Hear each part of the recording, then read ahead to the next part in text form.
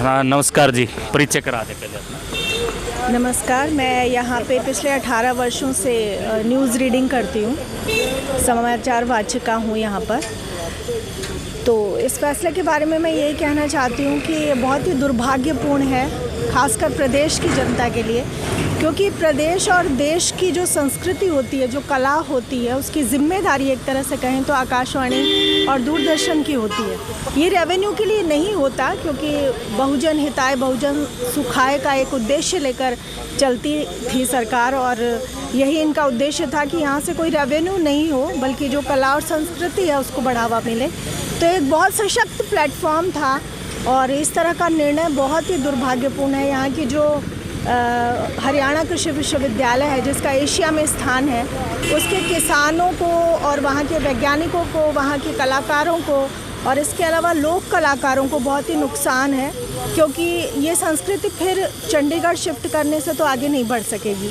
तो इस फैसले को बिल्कुल वापस लेना चाहिए, मैं यही कहना चाहूँगी। आप क्या कहना? मैं ये कहना चाहूँगी कि ऐसा नहीं है कि ये कोई पहला एक कदम इस तरह के संस्थाओं पे कोई चोट सरकार की तरफ से आई है। इससे पहले भी अगर आप ऑब्ज़र्व करें, आकाशवाणी हिसार पे मैं कैजुअल अनाउंसर हूँ। पहले हमारी 2 शिफ्ट होती थी, उसे घटाकर अब 1 कर दिया गया है। तो काम तो कई तरह से पहले भी कम किया जा रहा था, लेकिन इस तरह की चोट आ पड़ेगी ये हमने सोचा नहीं था।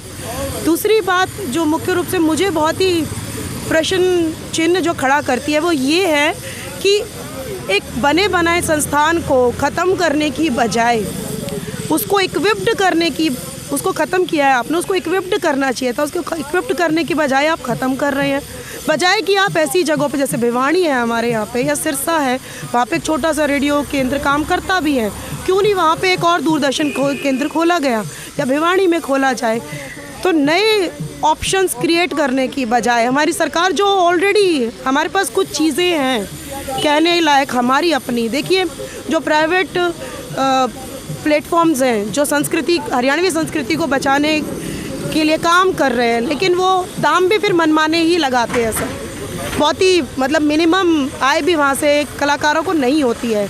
यहाँ का एक फिक्स्ड है कि एक मिनिमम न्यूनतम वेतन, न्यूनतम एक दिहाड़ी की तरह से रेडियो पे काम करने वाले, आप एक नाटक में अगर मैं कोई किरदार निभाती हूँ तो उसके लिए भी मिलती रही है, और वो फिक्स्ड है, वो काफ़ी अच्छा लमसम एक मिल जाता है। वो सब ऑप्शंस ख़त्म हो जाएंगे। जैसा कि ऋतु जी ने भी बोला, किसानों या हमारे, देखिए मैं स्कूल में पढ़ाती हूँ यहाँ पे, और पिछले 15 अगस्त को हमारे स्कूल के बच्चों ने ग्रुप सॉन्ग दूरदर्शन पे गाया, और दे वर फीलिंग सो प्राउड कि उन्होंने देश के लिए, देखिए किसी प्राइवेट चैनल के लिए राष्ट्रीय गीत या कोई ऐसा गीत गाना एक अलग बात है, जब आप दूरदर्शन पे आके गाते हैं ना, तो एक राष्ट्रीयता के फील से वो छोटे छोटे बच्चे जुड़ते हैं। तो आपने कितनी बड़ी एक मूल्यवान चीज़ हमसे आप छीन रहे हैं।